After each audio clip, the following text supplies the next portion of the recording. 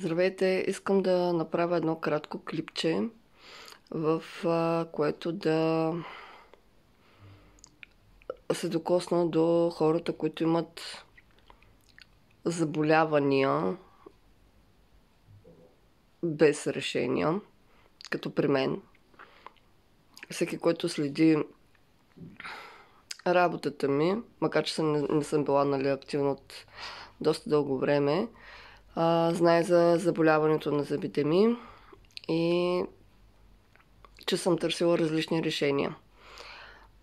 Това заболяване датира от много време, от години наред, като в момента, в който ми бяха казали за проблема на зъбите ми, веднага трябваше да се действа според думите на първия зъболекар, който ми беше съобщил диагнозата, и трябваше веднага да предприема действия, които да ме се вадят зъбите, да ми се прави операция, да ми се търсят различни решения. Само че аз избрах да търся алтернативни методи и практики, с които да си помагам на зъбите.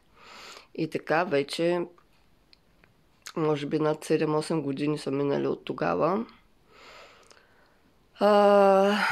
Все още зъбите са си моите. До кога ще бъдат, не знам. Божия работа. Всеки ден благодаря на Бог за това, че ги държи все още в устата ми. Защото според думите на лекаря, те сами трябваше да си паднат много отдавна. Докато все още имам зъби, нормални, мои, свои, искам да направя това клипче и да споделя с хората, че каквото и да съм вземала като алтернативни решения, примерно добавки, така съм си го взимала години наред. Докато сега на 1 октомври, не си направих тест. Закупих си една техника, с която мога да си правя такива тестове. И не си направих тест за как приемам, какъв е процента, който приемам от съответния продукт. И се оказа, че тези продукти, в които съм вярвала, че работят за мене, че ми изграждат зъбна кост, че ми се случва нещо, което очаквам, защото приемам за колаген допълнително. Значи само колагена ми е 300 лева поне, зависи от бройката, която, значи 300 е нагоре. Само другите продукти, за които казах, те също са ми 300 лева поне и нагоре. Общо, смятайте. Отделно и другите продукти, които се взимам допълнително, за да си го обогатявам, защото покрай проблема ми с зъбите, реално имам проблеми с храненето. И така, всички тези пари, които съм ги дала до този момент, до 1, с идеята да си помагам, разбрах след теста, че аз реално не усвоявам продуктите, които приемам. Тоест имах един много нисък процент на тези продукти като усвояемост. Едните ми бяха от 0 до 10.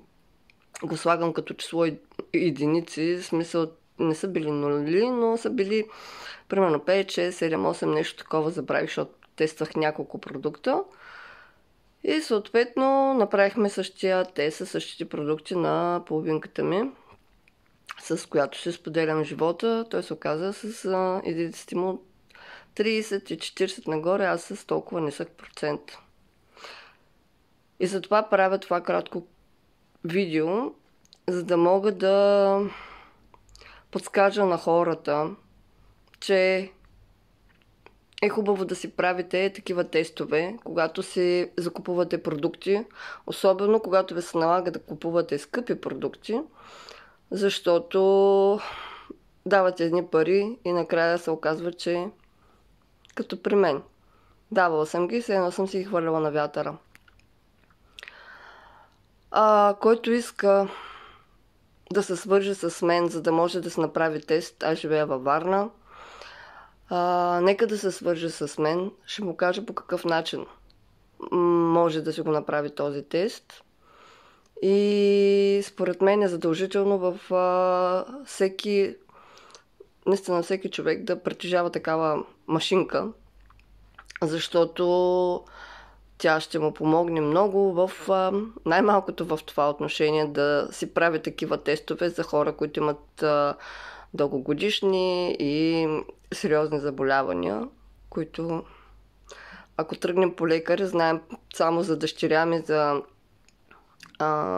за нейните резултати, които бяхме направили за хранене, бяха към 100 лева. Представете си от тук нататък. Хората, които ходят да си правят такива изследвания, знаят, че са скъпи тези такъв тип изследвания.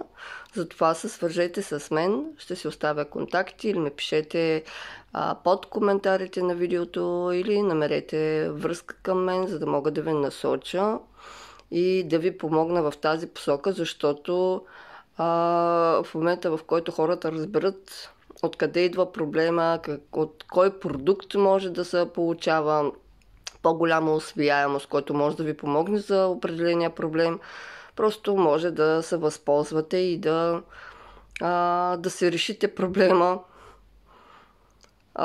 по-скоро. Не като мене да минат години, да си въобразявам, че правя нещо и накрая да се окаже, че е нищо. Така че свържете се с мен, на всеки, който желае. Ще му дам съвет и ще му помогна с каквото мога. Успех ви пожелавам на всички и до скоро!